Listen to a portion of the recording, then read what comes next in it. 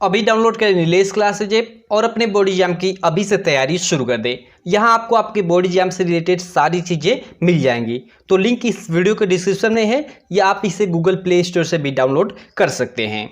Hey guys, कैसे हो आप लोग। स्वागत है आपका super fast classes YouTube channel में। गाइज आज की इस वीडियो में पढ़ेंगे जो हम क्लास 10th के पहले लेसन यानी रासायनिक अभिक्रियाएं एवं समीकरण का अभ्यास का प्रश्न सॉल्व कर रहे थे, उसमें आगे के प्रश्न। जी गाइज पिछले वीडियो तक आपके अभ्यास के लगभग 13वें तक के प्रश्नों को सॉल्व कर लिया था कि विस्थापन एवं द्विविस्थापन अभिक्रिया में क्या अंतर है, इन अभिक्रियाओं के लिए समीकरण लिखिए। ये क्वेश्चन था ना, तो आप अपनी एनसीईआरटी की बुक में इस क्वेश्चन को बिल्कुल देख सकते हैं। आप अपनी अभी से एनसीईआरटी की बुक ओपन कर लीजिए, ठीक है, और क्वेश्चन को देखिए। एकदम ये काफ़ी इंपॉर्टेंट क्वेश्चन है, ठीक है। इस वीडियो में हम 14 से आगे के प्रश्न को देखेंगे और इस वीडियो में आपका पूरा का पूरा, ठीक है, जो रासायनिक अभिक्रिया एवं समीकरण है, शायद 19 तक प्रश्न है, सारे के सारे प्रश्नों को हम समाप्त करेंगे। और उसके बाद जो आपका अगला लेसन है यानी अम्ल क्षार और लवण है, कि शायद अम्ल क्षारक और लवण इस तरह कोई लेसन है ना आपका, यानी अम्ल क्षार लवण से रिलेटेड वाला जो लेसन है उसको हम लोग स्टार्ट करेंगे। क्लियर है? तो चलिए, ये काफ़ी इंपॉर्टेंट प्रश्न है, आप लोग के बोर्ड एग्जाम में आ सकते हैं। देखिए 14वां हम लोग का प्रश्न क्या है, यहाँ आप स्क्रीन पे देख सकते हैं, ठीक है। और गाइज मैं कहूँगा कि देखिए इन सारी चीज़ों का अगर आप नोट्स लेना चाहते हैं तो आपको हमारी एप्लीकेशन नीलेश क्लासेस पे मिल जाएगा मात्र 99 रुपये में। जी हाँ गाइज, 99 रुपये में आपको सारे सब्जेक्ट का नोट्स मिल जाएगा, जिसमें आपका हिंदी, इंग्लिश और ये साइंस तो शामिल रहेगी। उसके अलावा सोशल साइंस और हम संस्कृत का भी आपको कुछ नोट्स तैयार कर रहे हैं, उसको भी आपको देंगे मात्र 99 रुपये में। तो अगर आप लेना चाहते हैं, अभी आप हमारी application Nilesh classes, I hope आप डाउनलोड कर लिए होंगे। एप्लीकेशन का नाम है नीलेश क्लासेज, ठीक है, CLASSES। आप डाउनलोड कर लीजिएगा, प्ले स्टोर पे आप सर्च करेंगे, जहाँ से कोई भी एप्लीकेशन डाउनलोड करते हैं तो हमारी एप्लीकेशन आ जाएगी, या इसका लिंक इस वीडियो के डिस्क्रिप्शन में भी मैं दे दूंगा, उस पर क्लिक कर आप डाउनलोड कर सकते हैं, ठीक है। वहाँ पे आपको फ्री में भी बहुत सारी चीज़ें मिल जाएंगी, ऐसा नहीं कि सारी चीज़ें पैसे पे ही अवेलेबल हैं, और काफ़ी सारी चीज़ें हम लोग फ्री में इन फ्यूचर उसमें ऐड कर रहे हैं, जल्द उसको हम लोग पब्लिकली करने वाले हैं, अभी उस पर काम चल रहा है। तो आप एप्लीकेशन डाउनलोड जरूर करिएगा। वहाँ आपका previous year question paper, model paper और जो आप लोग का 30% सिलेबस रिड्यूस हुआ है वो भी बिल्कुल वहाँ पे अवेलेबल है, बिल्कुल फ्री में। केवल नोट्स का हम लोग पेमेंट लेते हैं, क्योंकि यार देखो ये जो चीज़ें हैं इनको लिखने में काफ़ी मेहनत लगती है। देखिए ये जो अभ्यास का सॉल्यूशन है आपको टाइपिंग में मिलेगा, और जो अंदर का जो नोट्स होता है, ठीक है, वो आपको हैंड रिटेन मिलेगा। और आप लोग देख सकते हो इसको काफ़ी हमने अच्छे से डिज़ाइन किया हुआ है, आप लोग देख सकते हैं यहाँ पर सारी चीज़ें, ठीक है, ऑफिशियली ये हम लोगों का है। क्लियर है? अब चलिए इसको हम पढ़ते हैं।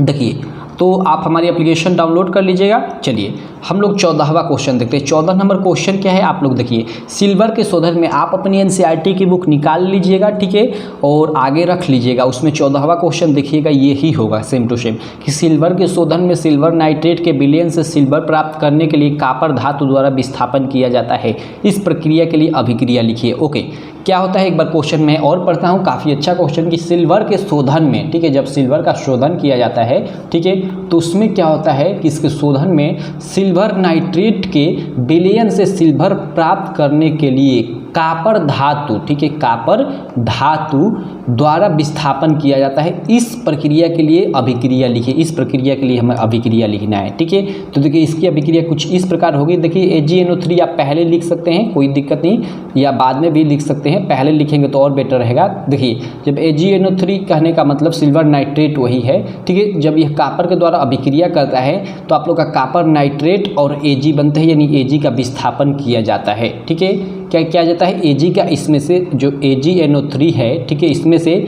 कॉपर के द्वारा क्या होता है कि Ag का विस्थापन कर दिया जाता है। देखिए यहाँ अलग हो गया है, यहाँ कॉपर नाइट्रेट बन गया है। इसका विस्थापन क्यों हो गया, क्योंकि कॉपर की जो अभिक्रियाशीलता है Ag की अपेक्षा काफ़ी अधिक है, इसीलिए जो कॉपर है इसके विलयन AgNO3 में से Ag को क्या करी कि विस्थापित कर दी, यानी हटा दी, ठीक है, और खुद उसका स्थान कॉपर ने ग्रहण कर कॉपर नाइट्रेट बना लिया। तो यह अभिक्रिया होगी। चलिए इन सारी चीज़ों को मैं इरेज कर लेता हूँ, आप इसको अच्छे से समझ लीजिए, आप इसको याद कर सकते हैं, ठीक है।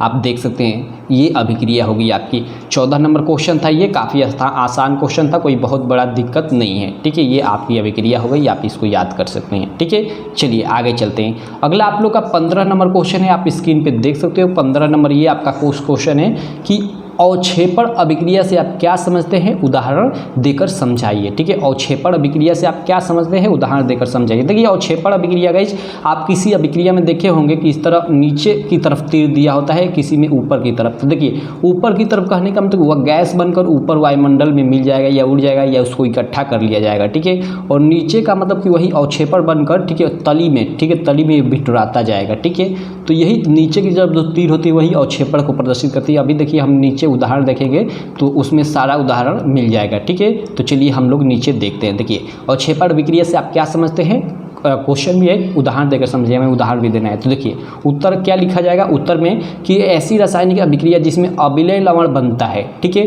जो विलयन से पृथक हो जाता है, अवक्षेपण अभिक्रिया कहलाती है। ये अवक्षेपण अभिक्रिया की डिफिनीशन है, आप इसका स्क्रीनशॉट ले सकते हैं, याद कर सकते हैं, या आप सबसे अच्छा हमारा नोट्स बाई कर लीजिएगा। मात्र 99 रुपये में सोचिए आपको सारे सब्जेक्ट का नोट्स मिल जाए।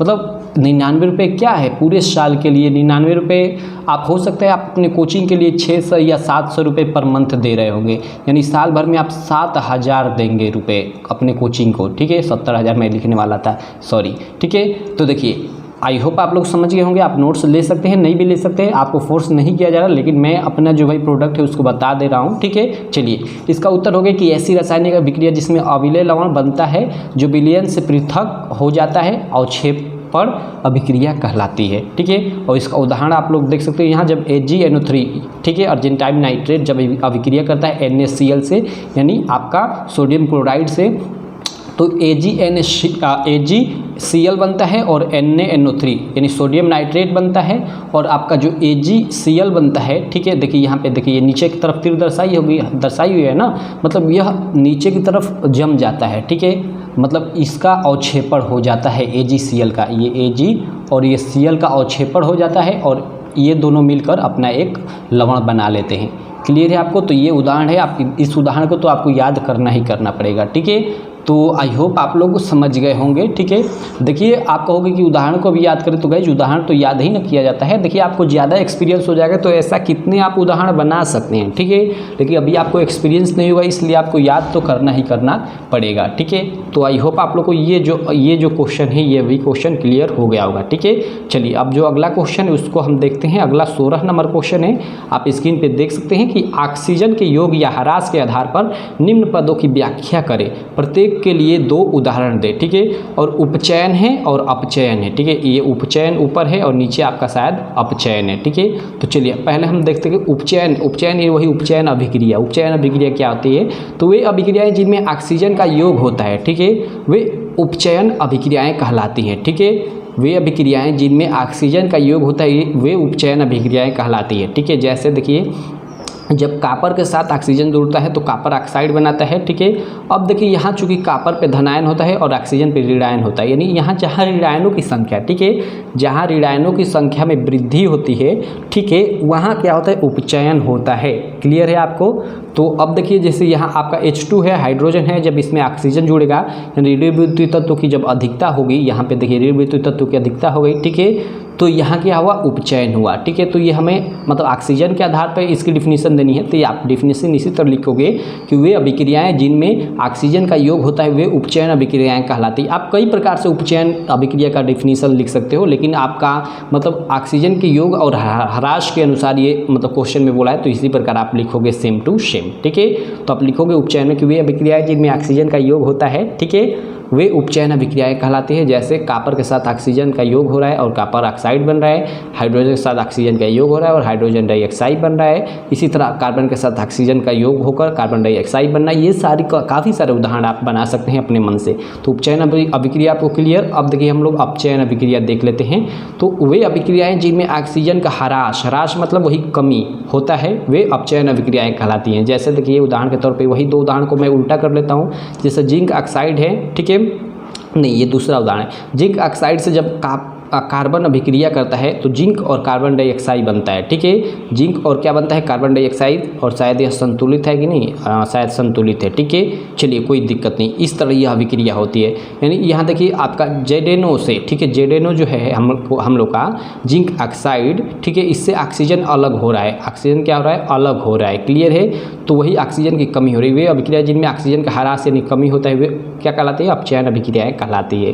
क्लियर है? या आप ये सेकेंड ये उदाहरण है, CuO प्लस H2 मिलकर Cu और H2O बना रहे हैं। यहाँ देखिए, यहाँ इसमें से क्या हो रहा है, ये ऑक्सीजन हट रहा है। क्लियर है आपको चीज़? तो ये आप इनकी डेफिनेशन देख सकते हैं और ये उदाहरण इनका है अवेलेबल यहाँ, ठीक है। ये इन चीज़ों को आप याद कर सकते हैं।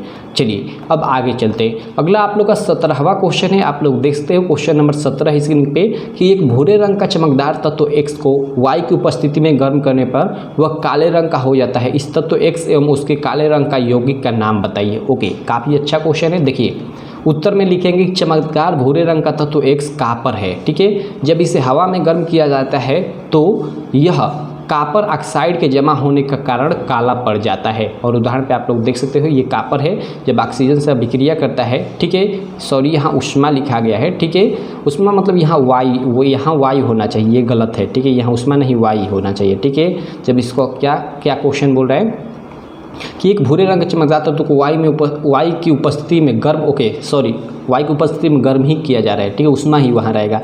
गर्म करने पर वह काले रंग का हो जाता है। तो इस तत्व X एवं उस काले रंग की यौगिक का नाम बताइए, यह क्वेश्चन है, ठीक है।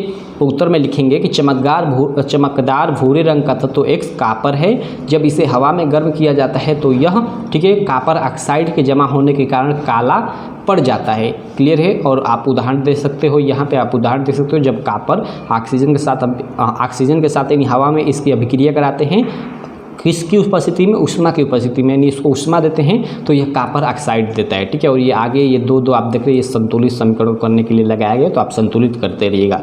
तो ये उदाहरण है। क्लियर है आपको? चलिए आगे चलते हैं। अगला क्वेश्चन नंबर 18 आप लोग देख सकते हैं। क्वेश्चन नंबर 18 है कि लोहे की वस्तु को हम पेंट क्यों करते हैं?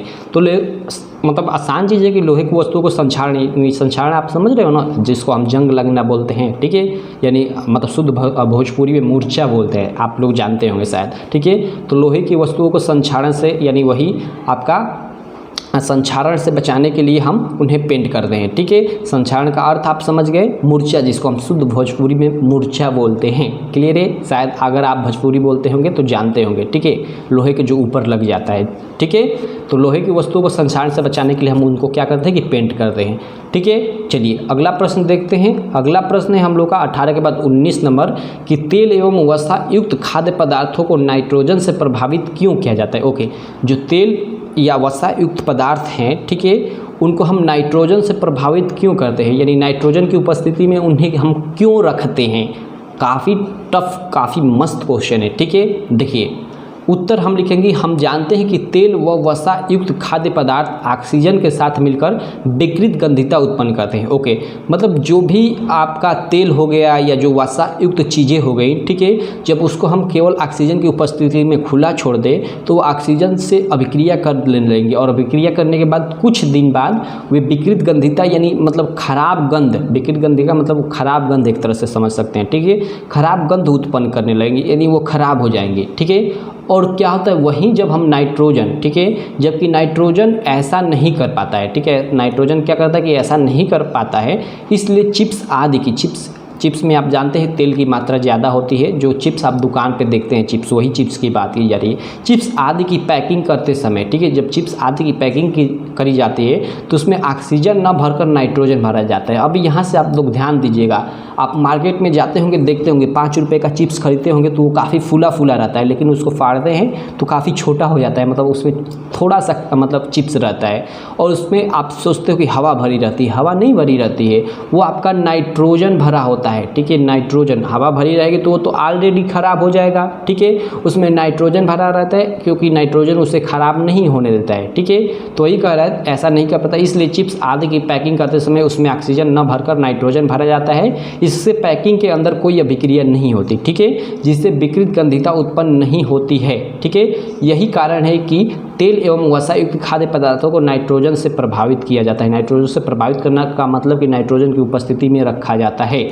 तो यह आप लोग का जो क्वेश्चन है 19 नंबर, इसका यही आंसर हो जाएगा। एक बार मैं और पढ़ देता हूँ कि तेल एवं वसा युक्त खाद्य पदार्थों को नाइट्रोजन से प्रभावित क्यों किया जाता है। तो आप लोग लिखोगे उत्तर कि हम जानते हैं कि तेल व वसा युक्त खाद्य पदार्थ ऑक्सीजन के साथ मिलकर विकृत गंधिता उत्पन्न करते हैं, जबकि नाइट्रोजन ऐसा नहीं कर पाता है, इसलिए चिप्स आदि की पैकिंग करते समय उसमें ऑक्सीजन न भरकर नाइट्रोजन भरा जाता है, ठीक है, जिससे पैकिंग के अंदर, ठीक है, जिससे पैकिंग के अंदर, इससे पैकिंग के अंदर या जिससे पैकिंग के अंदर कोई अभिक्रिया नहीं होती, जिससे विकृत गंधिता भी उत्पन्न नहीं होगी। क्लियर है आपकी? यही कारण है कि तेल एवं वसा युक्त खाद्य पदार्थों को नाइट्रोजन से प्रभावित किया जाता है। ये आपका आंसर हो जाएगा इस क्वेश्चन का। यह क्वेश्चन आप लोग के बोर्ड एग्जाम में आ सकता है, काफ़ी मस्त क्वेश्चन है, एकदम इस क्वेश्चन को याद कर लीजिएगा। ठीक है, चलिए आगे चलते हैं। अगला आप लोग का 20 नंबर क्वेश्चन है, आप लोग देख सकते हैं स्क्रीन पे अपने। ठीक है, कि निम्न पदों का वर्णन कीजिए तथा प्रत्येक का एक एक उदाहरण दीजिए। ठीक है, जैसे संक्षारण का एक हमें उदाहरण देना है और नीचे शायद ओके विकृत गंधिता है। ठीक है, तो चलिए सबसे पहले हम संक्षारण देख लेते हैं कि संक्षारण क्या होता है। देखिए, धातुओं का अभिकारकों द्वारा यौगिकों में बदलकर नष्ट होने की प्रक्रिया को संक्षारण कहते हैं। ओके, धातुओं का अभिकारकों द्वारा यौगिकों में बदलकर जो नष्ट होने की प्रक्रिया है उसी को हम संक्षारण बोलते हैं। ठीक है, अब देखिए संक्षारण का इसका उदाहरण देखा जाए। ठीक है, तो जैसे में आप लोग देख सकते हैं, आयरन को नम वायु में, आयरन यानी वही लोहा, ठीक है, को नम वायु, नम यानी वायु की उपस्थिति में आप लोग देखते हो, यानी इस तरह खुला एकदम छोड़ दिया जाए, उसी को नम वायु बोलते हैं। ठीक है, तो आयरन को नम वायु में डाल देने पर वह नम वायु से क्रिया करके आयरन ऑक्साइड बनाता है। यह आयरन ऑक्साइड ही आयरन पर जंग के रूप में परत बना लेता है।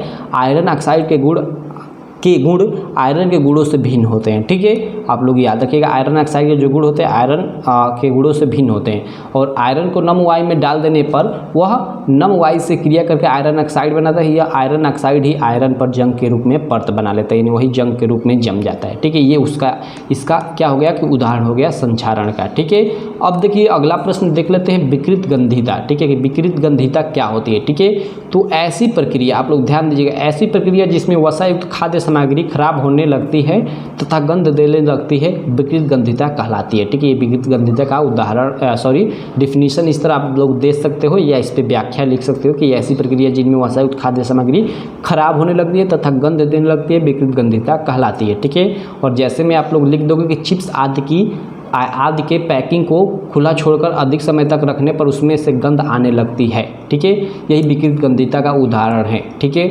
चलिए, तो आई होप आप लोग को एकदम सारी चीज़ें अच्छे से क्लियर हो गया होगा। और विकृत गंधिता को रोकने के लिए आप जानते हैं कि चिप्स आदि जो पैकिंग होती है उसके अंदर हम लोग क्या भरते हैं, नाइट्रोजन गैस भरते हैं, ना कि हवा वायु भरते हैं। तो आज से आप ये चीज़ें जान जाइएगा। ठीक है, आप ऐसे मत बोलिएगा कहीं कि मतलब चिप्स आदि के अंदर मतलब हवा भरी जाती है, हवा नहीं, नाइट्रोजन गैस रहती है उसमें। ठीक है, तो आई होप आप इस वीडियो के माध्यम से काफ़ी सारी चीज़ें सीखे होंगे।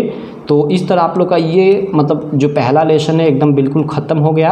अब हम अगली वीडियो में आगे के जो लेसन है, लाइक आपका अगला लेसन जो है अम्ल क्षार शायद लवण वाला कि अम्ल क्षारक लवण वाला, उसको स्टार्ट करेंगे। ठीक है, तो रहने देते हैं बस इस वीडियो में इतना ही। ठीक है, अगर आप हमारा नोट्स लेना चाहते हैं तो आप हमारी एप्लीकेशन नीलेश क्लासेस से बाई कर सकते हैं, पूरा का पूरा हमारा नोट्स। ठीक है, और अगर आप अभी तक आप हमारे इस चैनल को सब्सक्राइब नहीं किए हैं तो चैनल को भी सब्सक्राइब कर सकते हैं और बेल आइकन को भी दबा सकते हैं, जिससे मेरी सारी वीडियो की नोटिफिकेशन आपको मिलती रहे। ठीक है, तो चलिए बस रहने देते हैं। ठीक है, और चैनल पे आकर भी आप काफ़ी सारी चीज़ें देख सकते हैं। आप लोग देख सकते हो चैनल पे काफ़ी सारी वीडियोज यहाँ पड़ी हुई है, आप लोग बिल्कुल आकर इसको देख सकते हैं। ठीक है, तो चलिए रहने देते हैं, तब तक के लिए आप कुछ वीडियो देखिए। चैनल पे काफ़ी सारी वीडियोज है, यहाँ से आप प्लेलिस्ट में आ जाइए। ठीक है, प्लेलिस्ट में आने के बाद देखिए आपको काफ़ी सारी, देखिए यहाँ पे आपको वीडियोज मिल जाएंगी, यहाँ से आप बहुत सारी वीडियोज देख सकते हैं। ठीक है, तो चलिए, थैंक यू।